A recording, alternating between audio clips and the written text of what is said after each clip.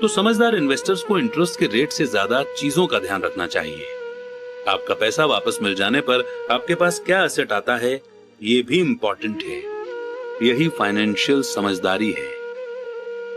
Number 8, asset से luxury की चीजें खरीदी जाती हैं। फोकस करने की शक्ति। मेरे एक दोस्त का बेटा बहुत खर्चीला था और उसकी जेब में ऐसा लगता था जैसे छेद हो गया हो। 16 साल की उम्र में उसे अपनी कार चाहिए थी। बहाना यह था कि सभी दोस्तों के मम्मी डैडी ने अपने बच्चों के लिए कार खरीदी है। ये लड़का अपनी सेविंग्स में से पैसे निकालकर कैश में कार खरीदना चाहता था। ऐसे समय में उसके डैडी ने मुझसे सलाह मांगी। आप क्या सोचते हैं कि मुझे उसे ऐसा करने देना चाहिए या मैं भी दूसरे पिताओं की तरह उसे कार खरीद कर दे दूं? इसके जवाब में मैंने कहा, कुछ समय के लिए तो ठीक है, पर लंबे समय के लिए आप उसे क्या सिखा पाएंगे? क्या आप अपने बच्चे की कार पाने की इच्छा से उसे कुछ सीखने के लिए इंस्पायर कर सकते हैं? अचानक उसके दिमाग की बत्तियां जल गई और वो तुरंत घर की तरफ चल पड़ा। 2 महीने बाद मुझे वो दोस्त फिर मिला। क्या तुम्हारे बेटे को अपनी नई कार मिल गई? मैंने पूछा। नहीं, उसे नहीं मिली, पर मैं गया और उसे कार के लिए $3000 दे दिए। मैंने उससे कहा कि वो अपने कॉलेज के पैसे के बजाय मेरे पैसे का इस्तेमाल करे। मैंने कहा, ये तो आपकी उदारता है। नहीं, उस पैसे के साथ एक शर्त भी जुड़ी है। मैंने आपकी सलाह मान ली और उसकी कार खरीदने की इच्छा के साथ सीखने की शर्त भी रखी है। शर्त क्या है? मैंने पूछा। पहले तो हमने आपके कैश फ्लो गेम का सहारा लिया। हमने इसे खेलते हुए पैसे की समझदारी से इस्तेमाल पर एक लंबा विचार विमर्श किया। फिर मैंने उसे वॉल स्ट्रीट की जर्नल की मेंबरशिप दिलवा दी और स्टॉक मार्केट पर कुछ किताबें भी दिलवाईं। फिर दिक्कत कहां थी? मैंने उससे कहा कि $3000 उसके हैं, पर वो उनसे सीधे कार नहीं खरीद सकता। वो इनसे स्टॉक खरीद और बेच सकता है, खुद का ब्रोकर ढूंढ सकता है, और एक बार वो इन $3000 के $6000 बना लेता है तो वो अपनी कार खरीद सकता है और बाकी के $3000 उसके कॉलेज फंड में जाएंगे। मैंने पूछा, और इसका नतीजा क्या निकला? वो शुरुआत में किस्मत वाला रहा, पर कुछ दिनों बाद उसने अपने प्रॉफिट की सारी रकम खो दी। तब वो सचमुच इंटरेस्ट लेने लगा। आज चाहे वो $2000 के नुकसान में है, पर उसका इंटरेस्ट बहुत बढ़ गया है। उसने मेरे द्वारा खरीदी गई सारी किताबें पढ़ डाली हैं और ज्यादा किताबों की खोज में लाइब्रेरी भी गया। वो मन लगाकर वॉल स्ट्रीट जर्नल पढ़ता है, सिग्नल्स या इंडिकेटर्स पर नजर रखता है और MTV के बजाय NBC देखता है। उसके पास सिर्फ $1000 बचे हैं, पर उसकी रुचि आसमान को छू रही है। वो जानता है कि अगर वो इस पैसे को खो देगा तो फिर उसे 2 सालों तक अपने पैरों पर ही चलना पड़ेगा। पर उसे इसकी कोई खास चिंता नहीं है। अब उसे कार हासिल करने में ज्यादा इंटरेस्ट नहीं है, क्योंकि उसे एक ऐसा गेम मिल गया है जिसमें उसे ज्यादा आनंद मिलता है। क्या होगा अगर वो सारा पैसा हार जाता है?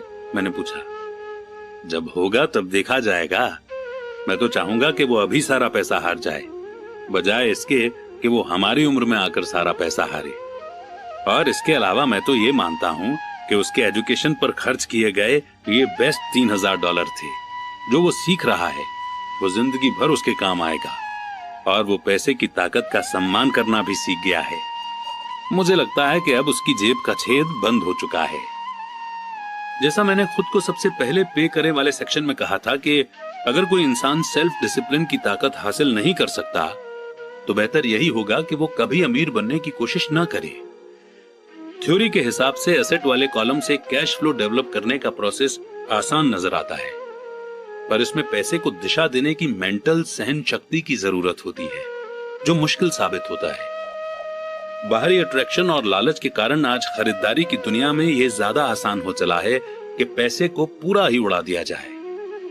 कमजोर मानसिक ताकत के कारण ही वो पैसा सबसे कम रेजिस्टेंस वाले रास्ते पर बह जाता है। ये गरीबी और फाइनेंशियल स्ट्रगल का कारण है।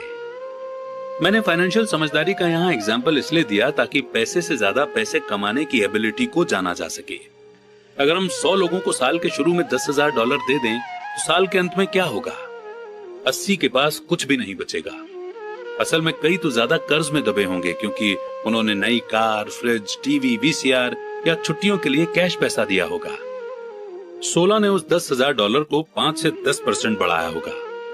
4 ने इसे $20,000 या लाखों तक बढ़ाया होगा।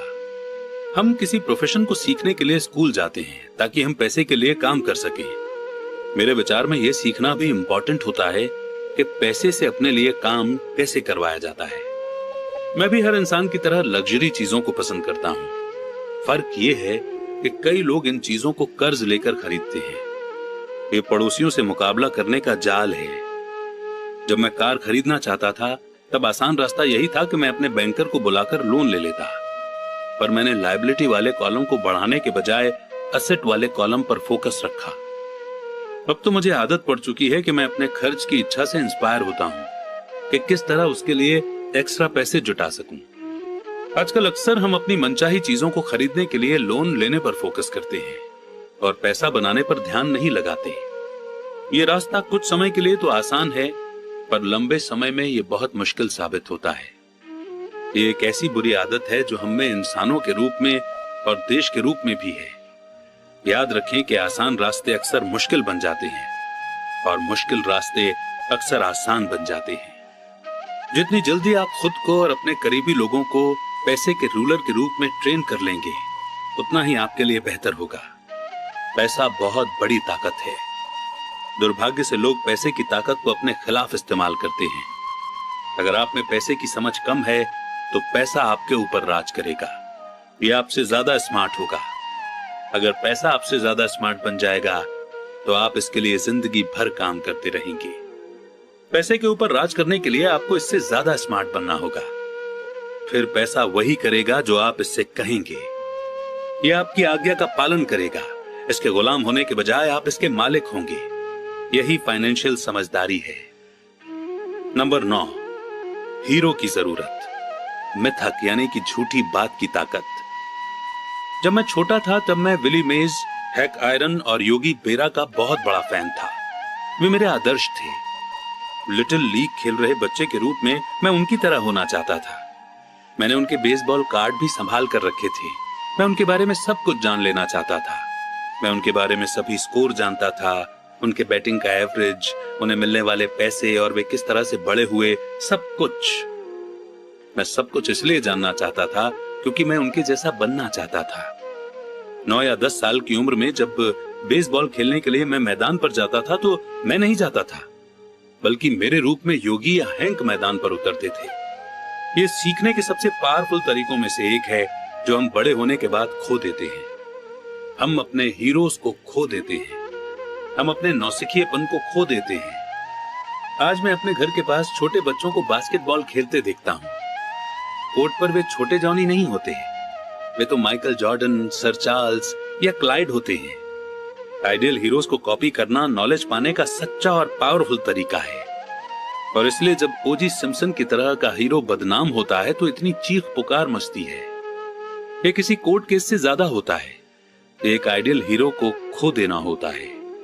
एक ऐसा इंसान जिसकी तरह बनने का सपना लोग बचपन से संजोए थे और वे जिसकी पूजा करते थे। अचानक हमें उस इंसान को अपनी जिंदगी से निकालना पड़ता है। जब मैं बड़ा हो गया तो मेरे हीरो बदल गए। मेरे गोल्फ के हीरो बने पीटर जैकबसन, फ्रेड कपल्स और टाइगर वुड्स। मैं उनके शॉट को कॉपी करता हूं और उनके बारे में सब कुछ पढ़ने की कोशिश करता हूं। मेरे हीरोज में Donald Trump, Warren Buffett, Peter lynch, George Soros और जिम रॉजर्स भी हैं। बड़ा हो जाने के बाद मैं उनके फिगर्स उसी तरह जानता हूं जिस तरह अपने बचपन में बेसबॉल हीरोज के फिगर्स जानता था। जब वॉरेन बफे इन्वेस्टमेंट करते हैं तो मैं उनको फॉलो करता हूं और मार्केट के बारे में, उनके नजरिए के बारे में सब कुछ पढ़ने की कोशिश करता हूं। मैं पीटर लिंच की बुक भी इसलिए पढ़ता हूं ताकि स्टॉक चुनने की उनकी टेक्निक को मैं समझ सकूं। मैं डोनाल्ड ट्रंप के बारे में इसलिए पढ़ता हूं ताकि ये जान सकूं कि वे किस तरह डील्स करते हैं। जिस तरह मैदान पर बेसबॉल के लिए बैटिंग करते जाते समय मैं खुद के रोल में नहीं था, उसी तरह जब मैं मार्केट में उतरता हूं या मैं कोई डील करता हूं तो मैं सबकॉन्शियसली ट्रंप की बहादुरी का अभिनय करता हूं। या जब मैं किसी ट्रेंड को एनालाइज करता हूं तो मैं उसे इस तरह देखता हूं जैसे पीटर लिंच ये काम कर रहे हों। आइडियल हीरो होने से हम अपनी हाईएस्ट टैलेंट के सोर्स का इस्तेमाल करते हैं, पर आइडियल हीरो हमें इंस्पायर करने से भी ज्यादा काम करते हैं। वे चीजों को ज्यादा आसान बना देते हैं। चीजें आसान दिखने के कारण हम भी उन्हीं की तरह बनना चाहते हैं। अगर वे ऐसा कर सकते हैं तो मैं भी ये कर सकता हूं। जब इन्वेस्टमेंट की बात आती है तो ज्यादातर लोग इसे बहुत मुश्किल समझते हैं। इसके बजाय उन्हें आइडियल हीरो की तलाश करनी चाहिए जो इसे आसान बना देते हैं। नंबर 10, सिखाओ और आपको हासिल होगा देने की शक्ति। मेरे दोनों डैडी टीचर थे। मेरे अमीर डैडी ने मुझे ऐसा सबक सिखाया जो मेरे साथ जिंदगी भर चल रहा है, और वो सबक था परोपकार करना या देना। मेरे पढ़े लिखे डैडी ने अपने समय और ज्ञान के द्वारा दूसरों को बहुत दिया, पर शायद ही कभी अपना पैसा दिया हो। जैसा मैं बता चुका हूं कि वे कहा करते थे कि वे तभी देंगे जब उनके पास कुछ एक्स्ट्रा पैसा होगा, और उनके पास कभी भी एक्स्ट्रा पैसा नहीं होता था। मेरे अमीर डैडी ने पैसा भी दिया और एजुकेशन भी। वे देने के प्रिंसिपल में पक्का यकीन रखते थे। अगर आपको कुछ चाहिए तो आपको पहले कुछ देने की जरूरत है। वे हमेशा कहा करते थे कि जब उनका हाथ तंग होता था तब भी वे अपने चर्च या अपनी पसंदीदा चैरिटेबल ऑर्गेनाइजेशन को दान देते थे।